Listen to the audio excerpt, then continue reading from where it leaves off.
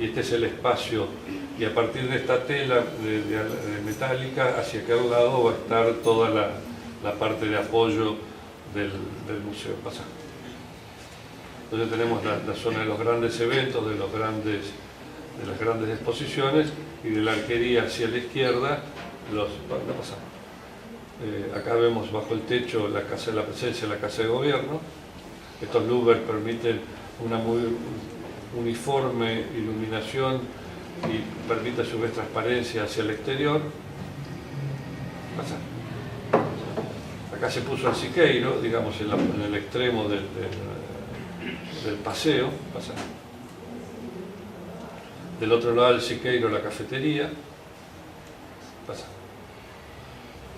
La arquería se la reconstruyó y se levantó el nivel producto de que era zona inundable. Recuperamos algunos fragmentos, ahora vamos a ver pasar, del suelo histórico del patio, que quedaron como un piso transparente donde se puede caminar, pero hemos levantado la cota del nivel para que no sea zona inundable, y recuperamos, allá se ve el ingreso en aquel extremo, y cómo la arquería se recuperó, y entonces está lo viejo y lo nuevo fusionando en conjunto. Cada un día que invitamos a algunos alumnos a ir a hacer un paseo, pasa.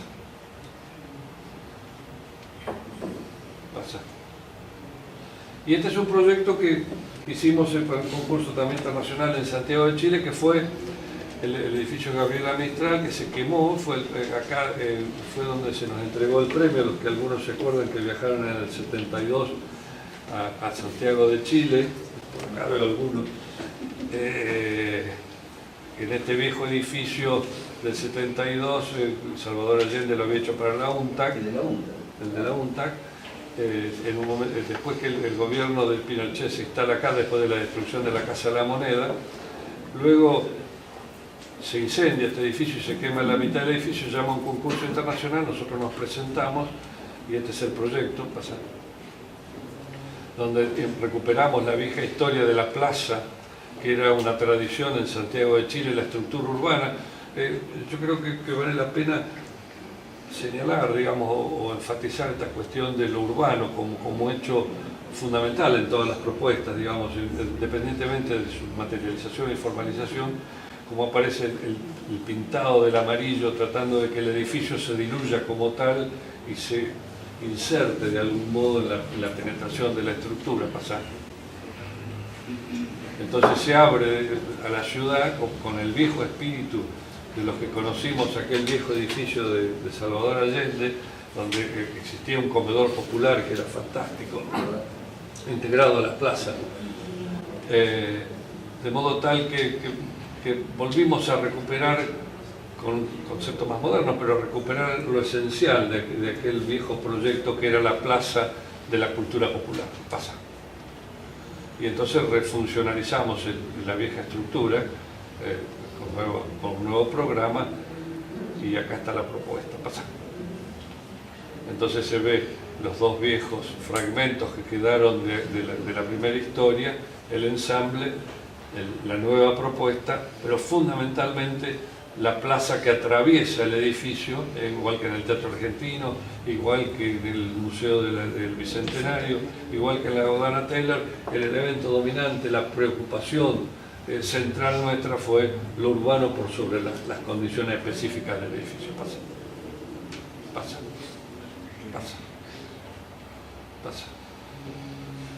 Del mismo modo que en otro contexto, en otra situación, el Museo del Cairo, el concurso grande, complejo por la implicancia y por almacenar prácticamente los inicios de la cultura del mundo, obligaba a reflexionar de qué modo generar un museo que fuese lo suficientemente dinámico como para poder visitarlo muchas veces y reinterpretarlo de distintas maneras. Y nosotros pensamos pasar unos primeros dibujos que había como dos cuestiones. Por un lado, vincular dos geografías distintas, el desierto y el verde del Nilo, de modo tal de levantar la tapa del desierto y meterlo en la cuña entre el verde y la arena, esto desde el punto de vista de la inserción urbana, y desde el punto de vista conceptual del museo, era encontrar en estos dibujos una suerte de reinterpretación del museo con la idea que el museo en realidad debía ser como un teatro, donde el director del museo sea como el regisseur, que pueda de algún modo generar una escenografía que reproduzca de algún modo cómo estaba el objeto en su condición natural y le permitiera al visitante tener distintas lecturas de un mismo objeto. Digamos, una copa de cobre o de bronce podía ser analizada desde el punto de vista estético del desarrollo cultural del momento, pero también desde el punto de vista del desarrollo científico que tenía en ese momento, tecnológico, como elemento de la producción. O sea que podía tener distintas lecturas, pero era importante poder colocarlo en su propio escenario y poder darle pasaje. Y entonces estos primeros dibujos nos imaginábamos una especie de teatro abierto, donde un director del museo armaba distintas escenografías y colocaba los objetos dentro de esa escenografía como si estuvieran en su lugar natural y el momento natural con las condiciones de clima, de sol, de calor, etcétera, de arena, en pasar. Y estos eran los primeros dibujos, cómo generar esa suerte de teatro móvil que dejara de ser un museo convencional para transformarse en un evento dinámico y novedoso, digamos, para el y que todos los años se pudiera renovar y siempre uno encontraba un museo absolutamente distinto. Pasa. Y entonces los dibujos de cómo podían ser estos escenarios, como un regisseur se podía imaginar el mismo objeto representado y entonces de estos dibujos pasar a aquellos cortes ya materializados como hecho arquitectónico, pero sobre la fuerte idea de un concepto, digamos, cómo un concepto es posible desarrollarlo y transformarlo en un hecho arquitectónico. Pasa. Entonces la suerte de estructura de inserción en el desierto, los tajos en el desierto, era como levantar la piel del desierto, vincular el Nilo con el desierto a través de esta especie de manta que colocábamos en el nuevo territorio. Pasa. Y acá se ve el museo prácticamente como una nueva geografía en ese sector del desierto. Imaginen esto, vinculémoslo con la primera foto que miramos al principio. Pasa.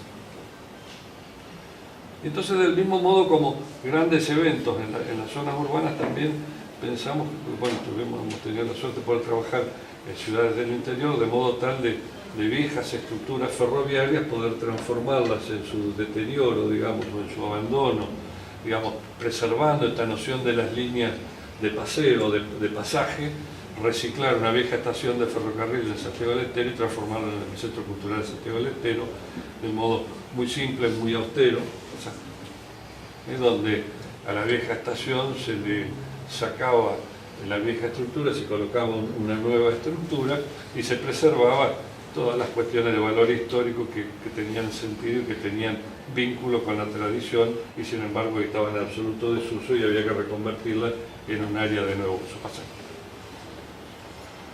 Los dibujos del ensamble, pasa. Los renders, pasa. La propuesta de refuncionalización de la nueva estructura, pasa. Y ya construido, pasa. Y entonces vemos entre los renders y el dibujo y las primeras ideas, digamos, el cuidado y la preservación de la historia y la construcción de los nuevos elementos. Pasa. Una visión nocturna, pasa.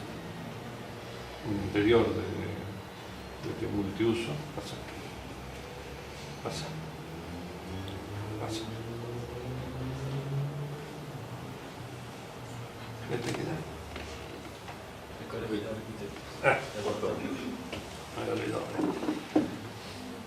Este es un concurso también internacional que nos convoca, donde acá, digamos, también está el tema de la preservación, el tema de la historia. El Colegio de Arquitectos de Puerto Rico tenía una vieja casa y nos apasionó desarrollar la teoría también del reciclaje, de la retransformación, de la conjunción de lo viejo y lo nuevo en un clima, yo diría, de arquitectura sin vidrios, donde acá hay que generar sombra y corrientes de aire, digamos. Y entonces pensamos en un edificio de baja complejidad, en el aspecto funcional y de alta complejidad, en cómo encontrar esta arquitectura de la sombra, arquitectura del encuentro a través de la sombra.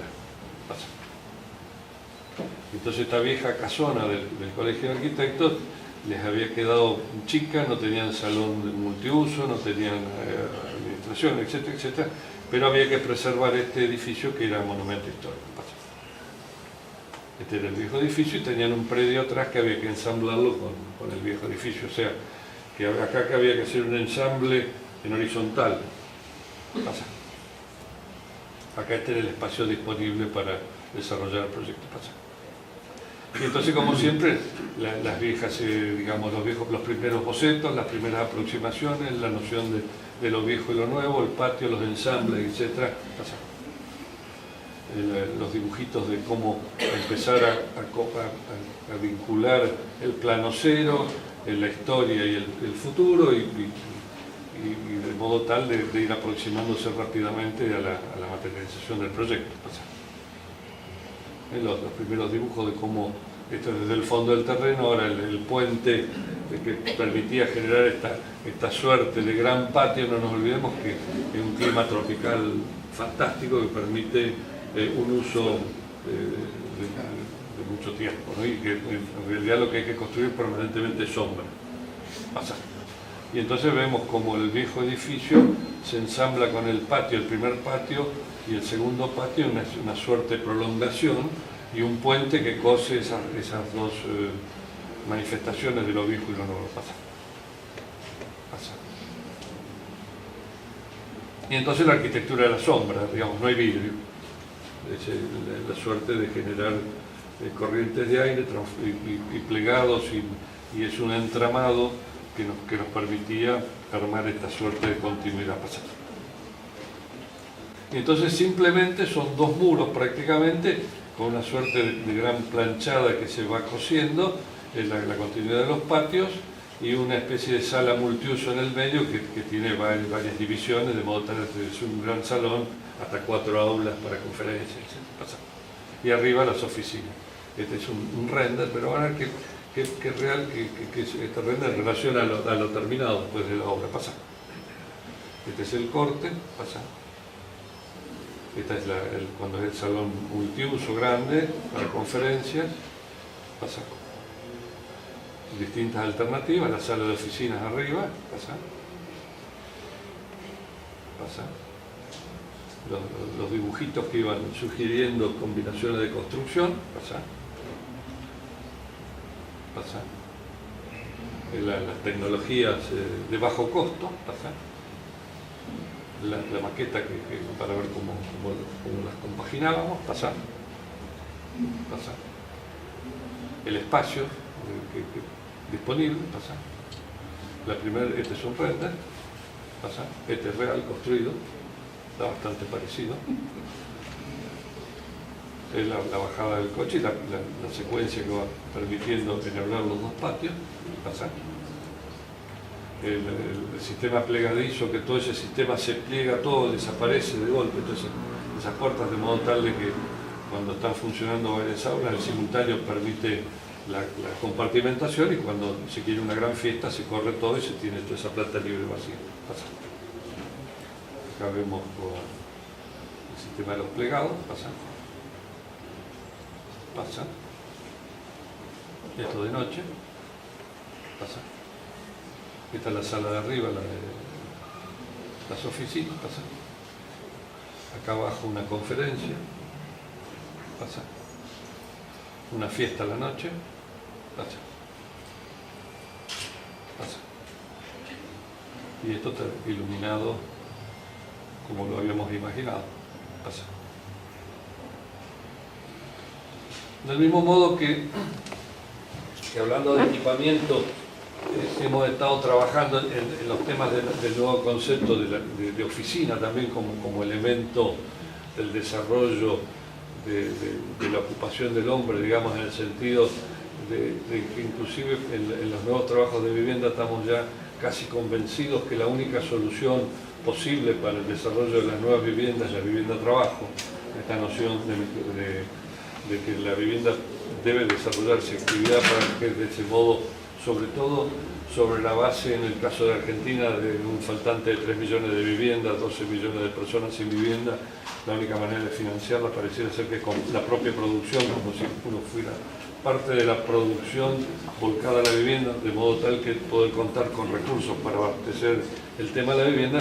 La oficina parte también de este concepto de pensar una oficina distinta, donde no solamente se trabaja, sino también hay actividad social de encuentro, esta nueva noción de oficina, que la desarrollamos en dos prototipos. Una acá en Johnson, en San Isidro, que le hemos avanzado bastante esta obra, va a pasar. Acá se ve esta idea de oficina en el parque, ¿no? O sea, con techo verde, con espacios de encuentro, con lugares de esparcimiento, con gimnasio, etc. Pasa. El interior, el anterior. Es una suerte de anillos que se van desplazando en el espacio y generan un patio interior bastante interesante. Pasa. Estos son los renders del hall de acceso. Pasa. Acá está algunas cuestiones de sustentabilidad. Pasa. Este es el patio interior, digamos, el patio del encuentro, el patio de la posibilidad de eventos culturales y sociales, no solamente de producción. Pasa. Pasa. Pasa. Pero te vas para atrás. No estoy yendo para atrás. Acá ya está en construcción. Pasa. Acá ya estamos vidriando la obra. Pasa. Pasa. El patio interior. Pasa. Ahora estamos vidriando el patio interior. Pasa. Pasa. Y del mismo modo que cuando nos toca hacer el concurso del correo en la zona de Comodoro Pi, había como dos cuestiones también, desde el punto de vista de la ciudad, de pensar en un nuevo mojón, pivote, de una zona en deterioro, donde ha desaparecido prácticamente el peatón como protagonista, generar un mojón fuerte de iluminación y una suerte de plaza en el espacio que se va desplazando, como una especie de caracol alrededor de un eje y que permite ir teniendo una sucesión de plazas, de modo tal que las oficinas se van volcando a un sistema de plazas y la estructura es una estructura perimetral que soporta el conjunto del desarrollo. Y entonces los primeros dibujos, avancemos. Esta es en la zona que, como ven, está, no hay posibilidad de desarrollar actividad peatonal, digamos, es justo un polo de gran flujo de movimiento. Nos parecía que ahí había que poner un mojón para ordenar espacialmente el movimiento de Buenos Aires en ese sector de cabecera de Dársena Norte, sobre todo con la idea de luego el traslado de Dársena Norte, de dejar de ser puerto de contenedores para ser puerto de acceso de barcos, de turismo. Pasa. Entonces los primeros dibujos también, el famoso tema de las plazas en el espacio, de la idea de que la oficina en realidad deja de ser esa oficina del rigor, sino que es la oficina de la creación, de la posibilidad del encuentro y los espacios estos necesarios para ser ubicados en el espacio. Pasa. Los primeros dibujos, pasa. Las primeras aproximaciones a cómo nos imaginamos que podía ser este proyecto y luego la materialización, la concreta, pasa. Los estudios de modelo, pasa. Y entonces la secuencia esta de plazas que van girando alrededor del edificio y que van enhebrando el conjunto. Uno puede recorrer todo el edificio moviéndose por las plazas. Y las plazas son perimetrales, de modo tal que dan toda la vuelta al edificio y llegan desde la planta baja hasta la terraza mirador. Pasa. Pasa. Entonces acá se ve la secuencia de las plazas como se van enhebrando en el espacio. Pasa. Pasa. Pasa. Pasa. Acá lo vemos desde atrás. Pasa. En realidad no es desde atrás, sino que es un elemento que tiene configuraciones de mojón. Pasa. Pasa. Y entonces esta espacialidad, digamos, interior, que rompe el concepto del viejo edificio de plantas superpuestas para hacer un edificio enhebrado en vertical, ¿no? Está cosido en vertical. Pasa. Acá se ven las vueltas de las plazas como van girando alrededor del edificio. Pasa. Pasa. Como verán, y esta foto de algún modo lo que quería contar es que no es un proyecto individual, que es un proyecto colectivo, que es el esfuerzo de muchos discutiendo, reflexionando desde distintas visiones, de distintas edades, de distintas experiencias, de distintas perspectivas de interdisciplinario, que hace posible que un proyecto en definitiva tenga esta cosmovisión más comprometida, más amplia, más de debate que la sola visión específica de la forma por la forma. Muchas gracias.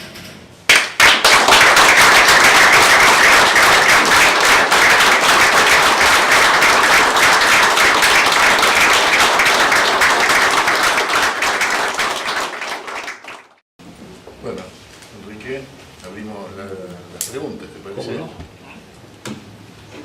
Santiago, si estamos conectados a los distritos, fíjate si empezamos con alguno o quieren que empecemos con alguno de acá, como quieren. Santiago, estás ahí, ¿no? Gracias. ¿Puedes arrancar acá? Bueno. ¿Alguien quiere hacer alguna pregunta? Es sin micrófono, así que adelante nomás. No, la consulta es básicamente con el tema normativo en otros países.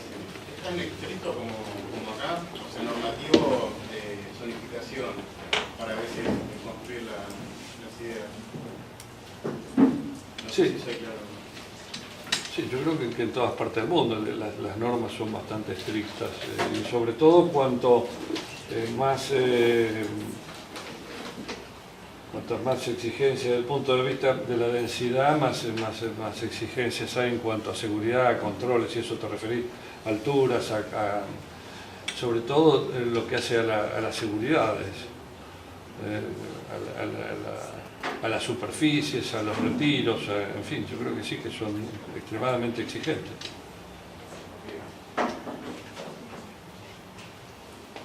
¿Otra pregunta? Pasamos a los Hacemos los distritos. Los distritos, sí, dale. A ver, Mar del Plata, ahí tenemos Mar del Plata y Banfield. O Banfield, démosle la palabra a Adolfo, si saluda. Y a Adela, que ya está haciendo algún gesto. Y Adolfo también. Distrito. Sí, yo quería saludar a Enrique, darle las gracias por la excelente muestra de arquitectura que nos mostró y a los integrantes del instituto y a nosotros, a todos, a los que están trabajando, a Julio, a Jorge, a Santiago, a todos los que están trabajando en este proyecto, que es muy importante, que forma parte de lo que nosotros de alguna manera pretendemos, y de que tenemos que trabajar mucho más para hacer llegar, que era el objetivo cuando creamos el IMAT, así, cuando creamos estos institutos, hacerlo llegar a todos los matriculados de la provincia. Creo que esto hoy me pareció brillante, excelente. Lo de Enrique ya lo vimos, parte también en la Bienal. Aparte nos vamos a hacer ahora descubrir a Enrique Vares y al estudio Enrique Vares, bueno, hace años que vienen trabajando y que los conocemos. Pero sí creo que abogo porque pongamos mucho más esfuerzo, pongamos mucho más trabajo para que esto de alguna manera llegue a, si es posible, a un porcentaje más grande de colegas en toda la provincia, que es lo que pretendemos desde el colegio y que de alguna manera es el objetivo principal.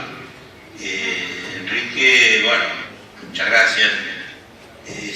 Realmente los pocos que estamos acá y en otros lados no salimos del asombro de la cantidad y la calidad de la obra que el estudio ha hecho y que creo que de alguna manera no lo aprovechamos como debiera o como se debiera por lo menos en nuestro colegio.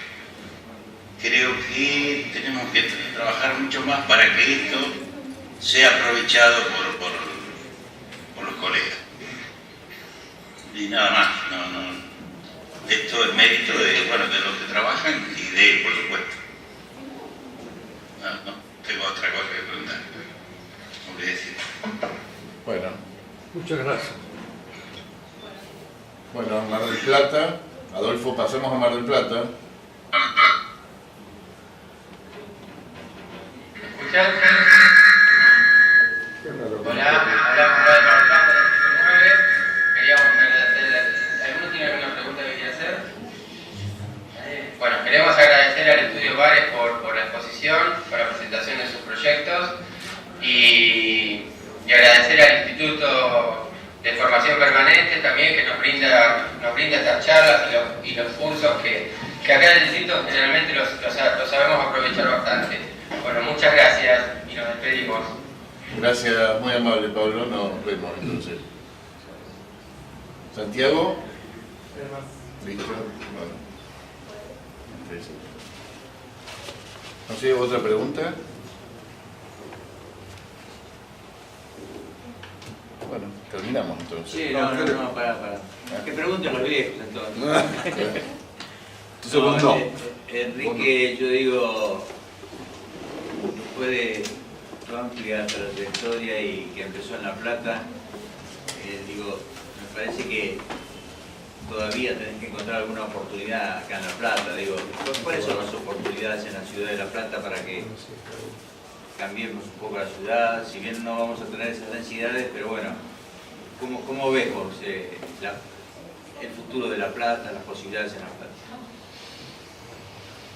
Mira, La Plata, sí. Hoy, casualmente, cuando estaba compaginando un poco la charla, esta mañana me llaman por teléfono en Radio Universidad y yo pensé que me iban a preguntar algo de La Plata, no me preguntaron algo sobre la charla de hoy, me preguntaban sobre el código, qué opinaba sobre el código. Pensé que había una interna en algún lado. Independientemente de la coyuntura, a mí me parece que La Plata tiene un potencial fantástico, está como un poco deteriorada a mi gusto en este momento, se ha construido un poco indiscriminadamente, se está avanzando un poco los empujones, pero siempre hay tiempo para reconstruirla, en el sentido para regenerarla, sigue siendo una estructura con un potencial fenomenal. Con lo cual, lo que sí me preocupa es que no el casco urbano, sino por fuera del casco urbano, que cuando uno toma la calle 66 o la 44 y se va para afuera, ve cómo se va degradando la calidad urbana, desaparecen las calles, desaparecen las plazas, desaparece el arbolado urbano, desaparecen las veredas, se va degradando la infraestructura. Yo creo que de algún modo habría que hacer un esfuerzo y volver a succionar, digamos, esa cantidad en extensión horizontal y volver a meterla en el casco urbano, redensificar y volver a recuperar las zonas de producción frutícola. A mí me preocupa que zonas productivas, por ejemplo, del área Villa Elisa, Citibel, están sucumbiendo frente a la especulación inmobiliaria. Y no hay manera de poder competir, digamos, producción, salvo que haya subvención, producción en frutihortícola versus producción inmobiliaria. Digamos, una chacra frutihortícola, para que tenga una rentabilidad determinada, no puede pasar de los 40, 50 mil dólares de hectárea, y desde el punto de vista, digamos, de la producción inmobiliaria, de una hectárea vale $1 millón, digamos, esa relación.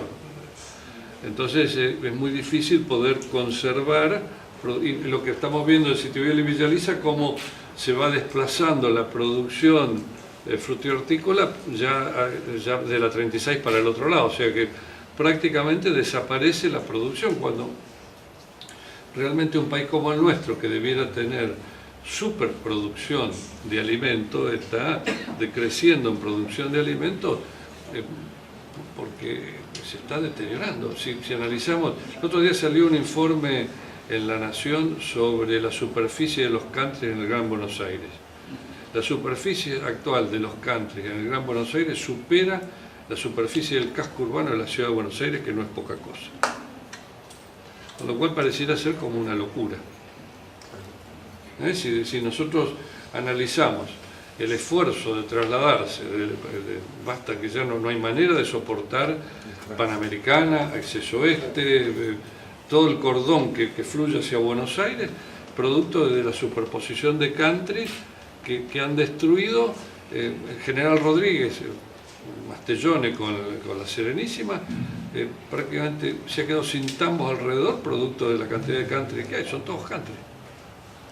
La ruta de acceso este es un country al lado otro, un country al lado otro. Las 5 que va hacia los primeros 30 kilómetros es un country al lado otro. O sea, va desapareciendo la producción en función de esto es en un país como el nuestro es un disparate.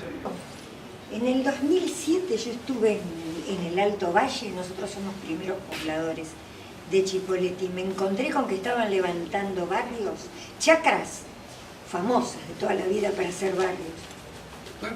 Esto que usted me dice me recuerda, Sí, sí. no es solamente acá. Sí, y ahí digamos todavía que de Río Colorado para abajo no hay tanto problema. Piensen que de Río Colorado para abajo hay menos gente que en La Matanza. Pero esto es otro fenómeno que a mí me parece que es un tema para reflexionar, que a mí me preocupa como en sueños, este asunto de las corrientes migratorias. Yo supongo que en función de la demanda de espacio en el mundo, en los próximos años va a haber enorme cantidad de movimientos migratorios. Entonces, en un mundo que crece, que va a necesitar alimentos, nosotros que podemos producir, ocupamos las tierras fértiles con country y con estas cosas que se van generando, estamos en el mal camino. Entonces, esta idea de Salvador Allende, cuando planteaba nos vamos para arriba, a mí me parece que es una manera también heroica de volver a repensar la ciudad yéndose para arriba.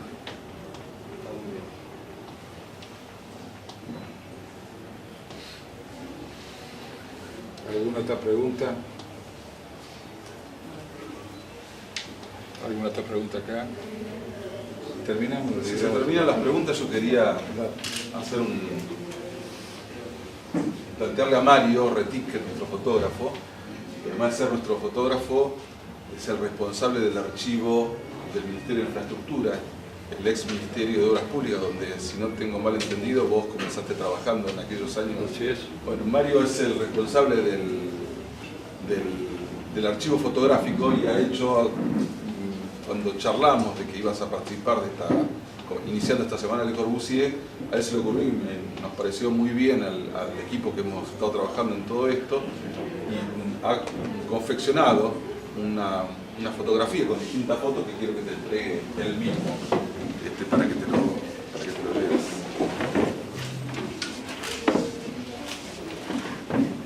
Que tiene que ver con el teatro argentino, eso no te lo dije, con la historia de la construcción del teatro argentino de La Plata. Sí. Muchas gracias. Transcurre el año 1982, con motivo del centenario.